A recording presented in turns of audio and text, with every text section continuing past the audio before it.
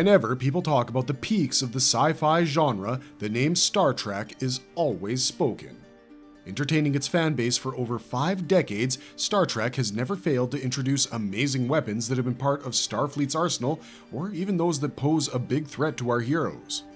Following that path today, we go through 25 of the best weapons that have been featured in the Star Trek franchise, so hold on to your seats because it's going to be an asteroid-filled ride through space.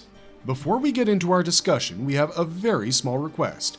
If you like our content, please support us by subscribing to our channel. This is a small click for you, but for us, it means a lot. Thank you. Let's begin.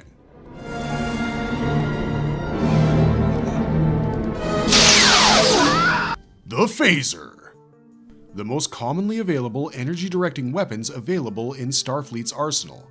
Usually classified as particle weapons that shoot nadion particle beams, certain phasers, such as the Ferengi hand phaser, were plasma-based and shot forced plasma beams. Invented during the 23rd century, phasers were present in the Starfleet arsenal as early as 2233, with the vessel USS Kelvin being equipped with ship-mounted phaser banks. Around 2265, despite being armed with laser pistols primarily, time officers could be seen using phaser rifles as well. 4 years later, the automatic bridge defense system that was equipped with phaser emitters defended the Starship bridge from being captured. During this time, on the planet Deneb 5, phasers were being used in the execution of criminals who were punished by the death penalty. The power output of the Federation starships' phaser power systems was increased significantly in the 2270s by redesigning them to channel power directly from the warp core. But the increased power gave rise to a powerful setback as the phasers could not work when the ship went to warp, experiencing antimatter imbalance, getting trapped in a wormhole, or even in a subspace rift. The phasers created in the 23rd century became unusable due to coming into contact with radiation being emitted from 20th century nuclear fission reactors.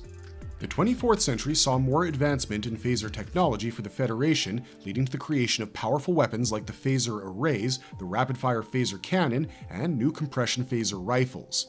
Phaser pistols continued to be used by Starfleet in the 29th century, but were replaced by subatomic disruptors as the ship-mounted direct energy weapon. 3, 2, 1. Lasers. Laser is an acronym for light amplification by the stimulated emission of radiation, and, as you might have guessed, they were energy-directing technology using light and particles phased into one another and all wavelengths remaining equal. This feat allowed for photon particles to be about parallel, allowing the beam to travel a greater distance with a very minimal increase to the beam's area and therefore a lack of energy lost. Lasers had numerous types of uses, such as in computers, medicine, mining, and power generation, like laser-induced fusion in fusion reactors. Lasers were first constructed by passing light through natural crystals, providing the excitation needed to emit a laser beam. This was the case with rubidium crystals that could create a laser beam with a minimal source of light. The laborers of the Orpheus mining complex used an industrial laser cannon in 2155. The USS Enterprise had a laser beacon that was used by Lieutenant DeSalle to send visual signals to the ship from the surface of planet Gothos. In the 2250s, Starfleet possessed numerous advanced laser weapons, such as pistols, cannons, and high-energy X-rays on board their Talarian warships. In 2269, Dr. McCoy reconnected Spock's brain using a tri-laser connector. In order to get their hands on the Straleb jewel of Thesia and Thanduin Okona, the Atlek used laser weapons against the Enterprise D, but it failed to even penetrate their shields. Lysian Central Command used pulse lasers that were considered less powerful according to 24th century Federation standards. The Federation's belief that laser weapons were obsolete in the 24th century turned out to be a false conclusion when they faced the cutting beam on the Borg cube that could easily destroy starships. Both cannons, fire! The Phase Cannon. A predecessor to the phaser and a successor to the plasma cannon, the phase cannon, as you can already understand from the name, was a phase-modulated direct energy weapon. Starfleet introduced prototypes of the ship-mounted phase cannons as the NX-class starships' primary defense weapons in the mid-22nd century. This led to the Enterprise NX-1 being the first NX-class vessel to be an active user of phase cannons in battle. With the design of the phase cannon being based on the handheld phase pistols, the cannon had a maximum output of 500 gigajoules, which made it more powerful than a spatial torpedo in a firefight. Despite the power, phase cannons could easily be taken out by a single proton torpedo shot, which made the Klingons consider this weapon to be of little threat. The phase cannons proved to be really useful for the Enterprise during their starship search for the Xindi weapon in the Delphic Expanse. The locking mechanism of the Delphic Expanse sphere was destroyed by a phase cannon emitter aboard Shuttle Pod 1, allowing it to enter. The phase cannon was used again in luring an Osarian pirate ship closer to the Enterprise in order for Hoshi Sato to download information on the Xindi from the pirate ship's computer. The cannons were then used to defeat two Xindi reptilian vessels who were trying to get a hold of their spy, Rajan the Enterprise. Following the return of the Enterprise from the Expanse in 2154, the phase cannons were upgraded to pulse phase cannons, which were installed on the Columbia NX-2. The phase cannons continued to be used even in 2256 aboard the USS Shenzhou. Plasma cannons! As you might have gathered from the name, these were weapons that blasted plasma. The plasma cannons were predecessors to the phase cannons used by Starfleet. Initially, during the early to mid-22nd century, low-yielding plasma cannons nicknamed pop guns were assigned to Earth Cargo Service freighters to damage asteroids and meteors. Earth-class Y-ships were usually assigned only a single, while J-class ships were assigned two, and to successfully lock the target, one had to be within a 9-kilometer range of it. Enterprise NX-1 was assigned several plasma cannons during the days of its initial mission, which were eventually upgraded to phase cannons. On the other hand, the Enterprise's Shuttle Pod 1 was assigned dual plasma cannons, which had a lower range of less than 10 kilometers to lock target. The Nausicaan pirates also used fore and aft plasma cannons during this time, with the plasma cannons lasting even on the Starfleet vessel USS Dauntless in 2384.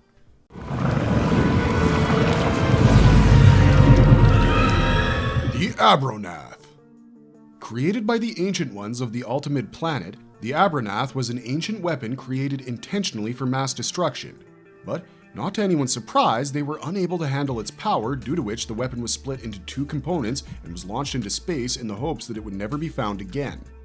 Of course, that's not what ended up happening, as one of its pieces soon came into the possession of Kral, the former captain of the Federation starship USS Franklin, after years of searching in his quest for vengeance against the Federation. The other piece was possessed by the Fibonans, who used it as a peace offering to T-Naxis in 2263. Due to the T-Naxis remaining suspicious of the Fibonans, a second piece ended up in the USS Enterprise archive vault. Kral was able to locate the second piece after this, initiating a plan to destroy the Enterprise and capture the crew. Ensign Syl, who had been entrusted with the second piece of the Abranath, ended up being captured and killed by Kral using the Abranath. Kral had planned to use the Abranath to wipe out the population of Starbase Yorktown, but Captain Kirk was able to eject Kral into space, killing him with his own weapon.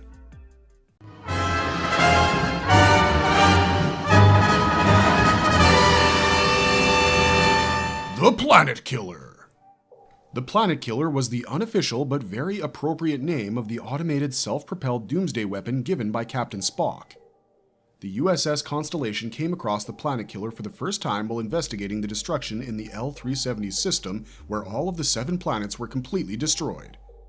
Preceding it were 3 completely intact planets, following which was a 4th planet in the process of breaking apart, with the Planet Killer orbiting it. The Planet Killer was firing a pure anti-proton beam at the planet, leading to its destruction while feeding on the rubble, using it as fuel. Attacking the Planet Killer, the USS Constellation sustained heavy damage with the main bridge and warp drive destroyed, the impulse drive damaged, and the phaser banks exhausted, though the Planet Killer remained intact due to its pure neutronium hull. The crew of the USS Constellation was evacuated on the 3rd planet except for the Commodore Decker, who remained on the ship only to bear witness to the planet being consumed by the Planet Killer, leading to the death of the 400 crew members. Soon, the USS Enterprise entered the L-370 system after receiving a faint distress signal from the USS Constellation. Using the Constellation's sensor records, Spock arrived at the conclusion that the Planet Killer originated from somewhere outside the Milky Way galaxy, and its current path would cause it to enter the highly populated regions of the Alpha Quadrant.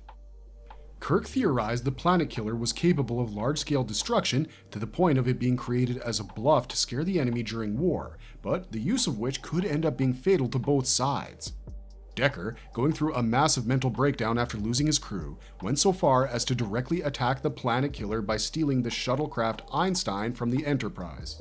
Losing his life, the action ended up causing minor damage inside the planet killer, which led to a small drop in the power output. Using this opportunity, Captain Kirk piloted the Constellation on a direct path toward the planet killer while detonating its engines inside the weapon's maw, which bypassed the neutronium hull. Beaming out at the last second, Captain Kirk's plan successfully dropped the planet killer's power output to 0, which in turn completely shut down the machine. Though, due to the presence of the apparently impenetrable neutronium hull, the Hulk, or rather the corpse of the planet killer, was left intact, floating lifelessly in space.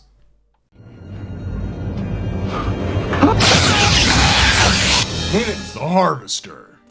A synthetic virus that was developed centuries prior to 2370, taking around 10 years to be perfected. The Harvester virus was created in mass quantities during a centuries-long war among the Tolani and Kellerun species. Despite being a small virus, almost invisible and infecting through the skin, you might have already guessed that it turned out to be a lethal biochemical weapon that caused great devastation for Tolani 3's population. Surprising how so many wars tend to end with the creation of weapons of mass destruction whose power is too much for their creators to handle. The entire supply of harvesters was collected to be destroyed once the two factions finally reached peace after the war. The scientists who were responsible for its destruction failed to do so and sought assistance from the Federation. Miles O'Brien and Julian Bashir of Deep Space Nine were assigned the task thereafter, but found the virus to be resistant to a large spectrum of radiation. It took them around a week and 375 test sequences to finally find the correct amount of muon frequencies to help disrupt the effects of the Harvester. Unfortunately for Miles and Julian, the Tolani and Kellerun governments had dispatched an order to kill any scientist with the knowledge of the Harvester's creation to prevent it from being recreated. The two scientists managed to escape their death, but not before Miles was accidentally exposed to the Harvester. Nearing his final moments, Miles was saved by Julian once they returned to Deep Space Nine.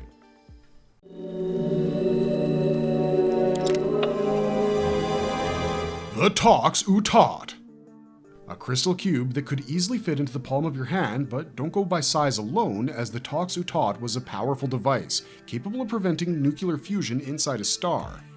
Created by scientist Cal Dono in the 27th century, he traveled back in time to hide the Talkt in the planet of Riza in the 22nd century to prevent it from being misused. But, unbeknownst to him, this set off a chain of events of the Talkt being followed by criminals because time-traveling shenanigans usually don't help as expected.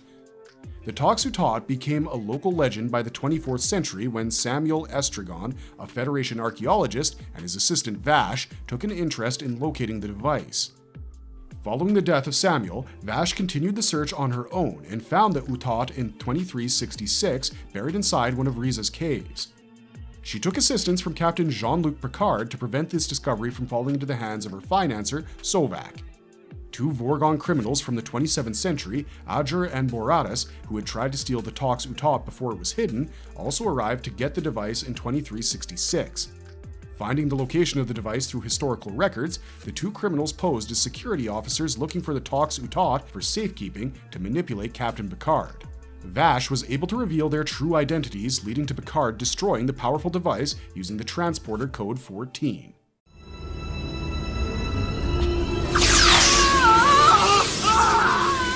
Disruptor! The Disruptor was a name given to a variety of weapons used commonly by various species, primarily used for disrupting enemies, as the name suggests. Most disruptors tend to be based on Thoron, according to Coven, a Delta Quadrant weapons dealer. The Lycian Alliance armed their starships with disruptors that possessed a capacity of 21 megajoules, something that was considered quite weak when seen in comparison to Kardashian phase disruptor rifles, which had a capacity of 4.7 megajoules. This became even higher in 2367 as the Kardashian warships possessed high-energy disruptors that had a capacity of 700 megawatts and a rapid Nadian effect of 340 kh. The faction of Cardassians on the plane of Korma used System 5 disruptors, which, despite not being designed to be used on a moving spaceship, were used in 2372 aboard their military freighter, Gromol. The population of Eminiar 7 used sonic disruptors that could project highly intense sound vibrations. The Jem'Hadar possessed plasma rifles with deadly disruptor bursts that could lead to the death of the victim through blood loss.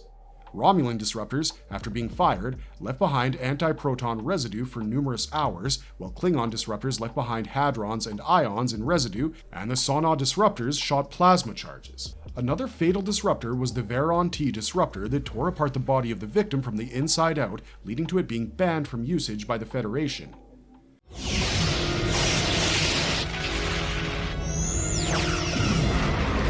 Phaser Array! A phaser array was a powerful weapon made up of linear setups of multiple phase emitters placed strategically in the various areas of starships, space stations, and any other vessels as needed. Early in the 23rd century, the emitters were less in number and called phaser banks, working similarly to gun turrets that you'd find inside 20th century warships. This number vastly increased in the 24th century when Starfleet vessels were equipped with phaser arrays across their exteriors. Galaxy-class starships would be equipped with phaser arrays that were powerful enough to cut through miles of solid granite in mere seconds. The Kardashian Gaylor-class vessels also possessed multiple phaser arrays that could cover complete 360-degree arcs, which were then used during Operation Return to destroy Federation attack fighters.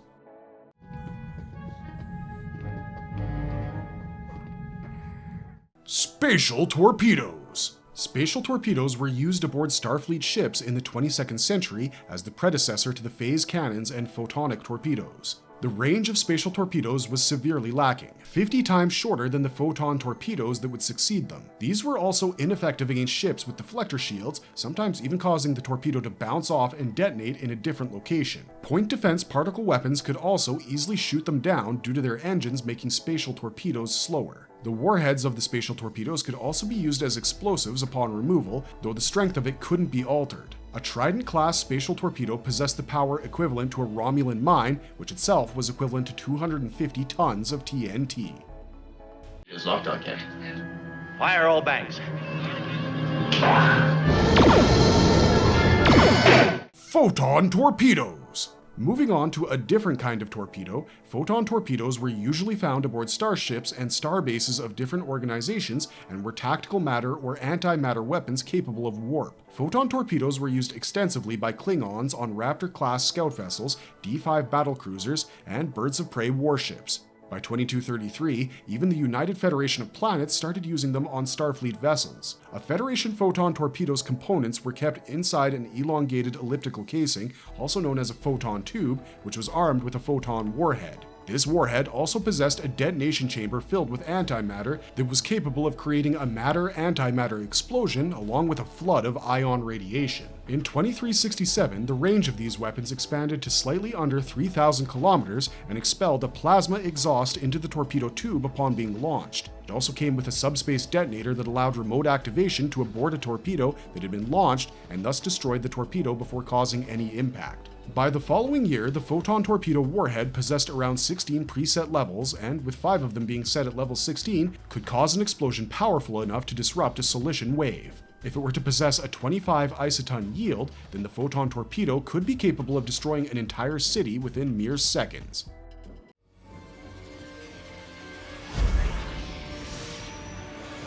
Theron Radiation! Not a physical weapon, but rather a dangerous side effect, the tertiary EM band gave out Theron radiation possessing biogenic properties that was capable of consuming any organic matter at a subatomic level. Due to its unique properties, Theron radiation had no limit, due to which even a microscopic amount could become immensely dangerous. Researching Theron was banned by the Federation during the 2370s and was considered to be just a theory until Shinzon of planet Remus incorporated it in his plan to overthrow the Romulan Empire and conquer the Federation. Shinzon initially used it to finish the Romulan Senate with the help of a small generator which disintegrated the bodies of everyone present in the Senate chamber. Following this, Shinzon had planned to use the Riemann Warbird Scimitar and a huge Theron generator to obliterate all life on Earth and in turn weaken the Federation. The crew of the USS Enterprise E engaged in a battle with Shinzon because of this, and the generator was destroyed by Lieutenant Commander Data by firing a phaser into it, mere moments before the completion of the targeting sequence. Theron weapons were then later equipped by the Starfleet vessel USS Dauntless in 2384.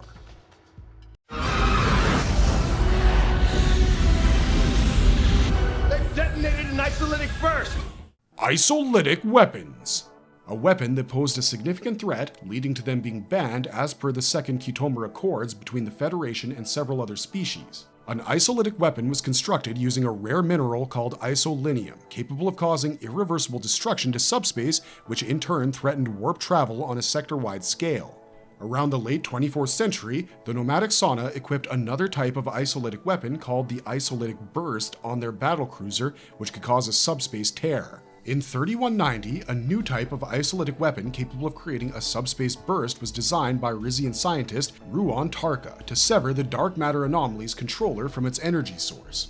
Despite this proposition, Ruon's plans were rejected at first by the multilateral DMA strategy assembly in fear of the collateral damage, and also due to the provocation of unknown species 10C.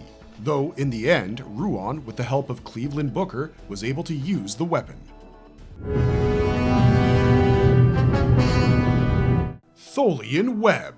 Very similar to Spider's web used to capture prey, the Tholian 22nd and 23rd century spacecraft were capable of creating an energy net called the Tholian Web, or attractor field, to capture an immobilized enemy vessel. The more vessels used to create the web, the faster it would go, while destroying Tholian ships was the only method of escape. Composed entirely of energy filaments, the web was self-generating, not needing the help of the spacecraft to maintain itself. The Tholian web could shred the captured vessel if it tried to escape the web, along with destroying any outgoing firings of the vessel and even reabsorbing it back into the energy filaments. A minimum of 2 ships were needed for the Tholian web to form, and could also be used as a tractor beam to take the captured ships to Tholian territory. The ISS Enterprise was destroyed by the Tholian Web in 2155, along with several escape pods being destroyed by the web's energy filament as well, with only some managing to escape through the gaps of the web. The Tholians had tried to create another web to prevent the escape of the Enterprise survivors on the USS Defiant, but were destroyed by the Defiant and failed.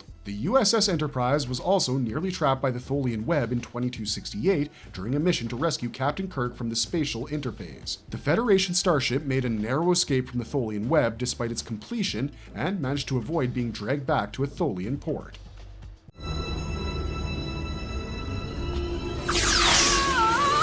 The Veron Disruptor. Making a one-line cameo under the Disruptor section, the Veron Disruptor was a deadly weapon that definitely deserved an extended exploration on our list. The Veron Disruptor was a handheld energy-directing weapon that was capable of tearing apart the victim's body inside out at a molecular level, causing a painfully slow disintegration death compared to the more immediate deaths caused by phasers and various other disruptors. This resulted in the weapon being banned by the Federation, with only 5 ever being created. 4 of the Veron Disruptors were owned by the Zibalian trader Kivas Fajo, who even kept one of them under his pillow while sleeping for safety. Kivas used the weapon to kill his assistant, Varia, when she tried taking over Kivas' ship with Lieutenant Commander Data. Once Data realized that Kivas would not stop killing, he was forced to use the Veron Disruptor on Kivas himself, but failed in killing him, as Data was transported back to the USS Enterprise before the weapon could fire properly. The 5th Veron Disruptor was in the possession of a criminal named Kelsey, who died due to the explosion of her scout ship.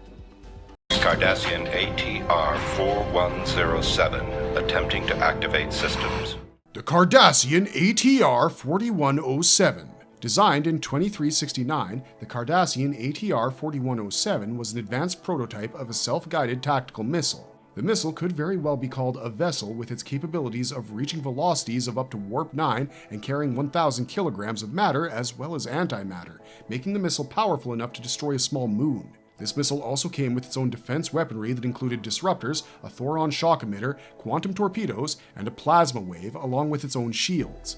The ATR 4107 also possessed a smart computer that was capable of predicting the possible attacks by individuals as well as ships, along with sensors and DNA scanners that could identify life forms on other ships. During the late 2370s, the ATR 4107 was deployed on a mission to destroy a Maquis munitions base in the demilitarized area of the planetoid Alpha 441. Despite being proven unstoppable against all of the Maquis' available weapons, the missile failed to detonate after reaching the target due to a kinetic detonator being used in it, which ended up malfunctioning. Due to this, the missile ended up stuck in the planetoid's orbit and was eventually found by Bilana Torres, a Maquis member, who reprogrammed the missile's computer to make it work for the Maquis. Despite this, she upgraded the system, changed the voice of the computer to that of her own, and renamed it the Dreadnought. Bilana then sent the Dreadnought to attack the Cardassian fuel station on Echelon 5, but it disappeared while passing through the Badlands, only for it to be revealed 2 years later that the Dreadnought was abducted by the Caretaker. Set on a rough course towards the Alpha Quadrant, the missile had suffered enough damage to its system to start attacking unarmed ships before mistakenly targeting the planet of Rakosa 5 to detonate. B'Elanna found some unexpected help from the USS Voyager, which was nearby due to being abducted by the caretaker in the past year. B'Elanna was able to board the dreadnought to stop it, but faced issues because of an earlier failsafe she had installed in the computer programming in case of being forced to stop the missile. Accused of being forced to work for the Kardashians, B'Elanna was able to destabilize the core of the dreadnought before being beamed out of it as the missile finally detonated in the orbit of Rakosa. Feels good, doesn't it? I've held a rifle before. You mean in combat? The TR16 Rifle. Developed by 24th Century Starfleet, the TR-116 rifles were handheld projectile weapons made in response to the typical energy weapons becoming unusable in dampening fields or radiogenic environments. With its function being nearly identical to that of a gun, the rifle was desired for firing titanium bullets that were chemically propelled. Despite having a working prototype, Starfleet opted to produce regenerative phasers over the TR-116 rifles, thus being available to the crew only in limited quantities. The rifle uniquely can be used by both right-handed as well as left-handed shooters. Science Officer Chulak modified the TR-116 rifle with a microtransporter in 2375, allowing the bullet to be beamed into a different room at least 8 to 9 centimeters from the target. Chulak used this modified rifle on Deep Space Nine to murder his fellow officers Hector Ilario, Greta Van der Weg, and Zim Brott. The rifle was also used along with an exographic targeting sensor which allowed Chulak to scan and target his victims anywhere in the station through the walls while he remained in his room. A similarly modified TR-116 rifle was used by Lieutenant Ezri Dax to take down Chulak. Self-replicating mines. A self-replicating mine was an explosive device used for defense against the Dominion reinforcements who were trying to come through the Bajoran wormhole. Based on an idea by the Ferengi engineer Rom, the mines were created in 2373 by Miles O'Brien, Rom, and Jadiza Dex.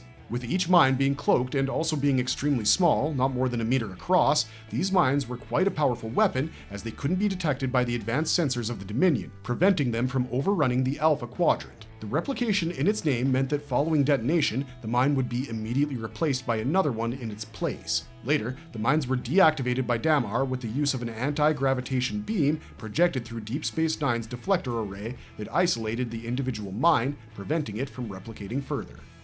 Metrion Cascade. Dr. Mabor Jetrel of the Hakonian Order created the Metrion Cascade under a group of scientists as, surprise surprise, a weapon of mass destruction. People in this universe really don't seem to learn their lesson, do they? The weapon was created using unstable Metrion isotopes which were capable of creating destructive explosions, but also had an unforeseen side effect. Radiation poisoning followed the explosion, which became devastating for those who weren't killed already, and a sufficient amount of exposure could cause a life-threatening disease called metremia. The Metrion Cascade was tested and then used to show all its possible horror on Rhinax, a moon of the Talaxians, a war enemy of the Hakonnen in 2356. This explosion caused a giant Metrion cloud that covered Rhinax completely, making the Talax observers lose sight of it during the explosion. The following day led to the Talax surrendering themselves to the Hakonian Order. The aftermath of this event persisted even in 2371, causing the death of around 250,000 people, with thousands of survivors being taken out by Metrion poisoning. The Tricobalt Device. A Tricobalt device, sometimes more specifically called a charge or warhead, was a tricobalt-based explosive that could be used as a missile capable of creating disruptions or even ruptures in subspace. The Tricobalt explosive was first used by a cloaked Romulan mine to damage the Enterprise NX-1 as it made its entry into Romulan space in 2152. The Tholians used a Tricobalt warhead in the Mirror universe of 2155 inside the gravity well of a dead star and managed to successfully create a rift in the fabric of space to take them to the 2268 parallel prime universe. Despite not being a part of the standard weapons used by Starfleet starships, in 2371, the USS Voyager used a pair of Tricobalt devices with a yield of 20,000 teracochrons, which is double the usual, to destroy the array of the Caretaker, which ended up with the station being destroyed. The Tricobalt devices, even though powerful enough to destroy space stations and ground targets, were completely useless against a properly shielded target. Around 2376, the Kelemane planet's inhabitants used a Tricobalt device to incapacitate the already weak shields of the Voyager. Observe.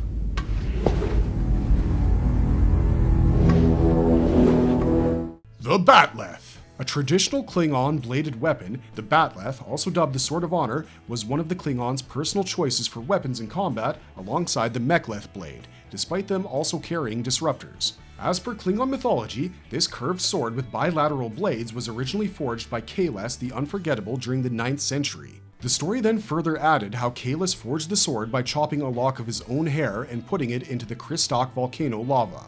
This burning lock was then kept inside the Lake of Luthor, molding it into the eponymous blade that was used to fight the tyrant Molor, following which the weapon was given the name of Sword of Kahless. This story, even though not recorded in writing, was passed down through generations orally by the Klingon clerics meant as a test for the day of Kahless' return. The Sword of Kahless was kept preserved until it was stolen by the Hurk, among several other things, for around 500 years. Captain Gabriel Lucca, while trying to aid in the war between the Federation and the Klingon during 2256, collected several weapons, including a Batleth. A Batleth was also owned by Worf, the first Klingon in Starfleet, as a family heirloom that had been there for around 10 generations. This was eventually used by Worf in an honorable combat to kill Duran to avenge the death of his mate, Kal-El, whom Duran had murdered.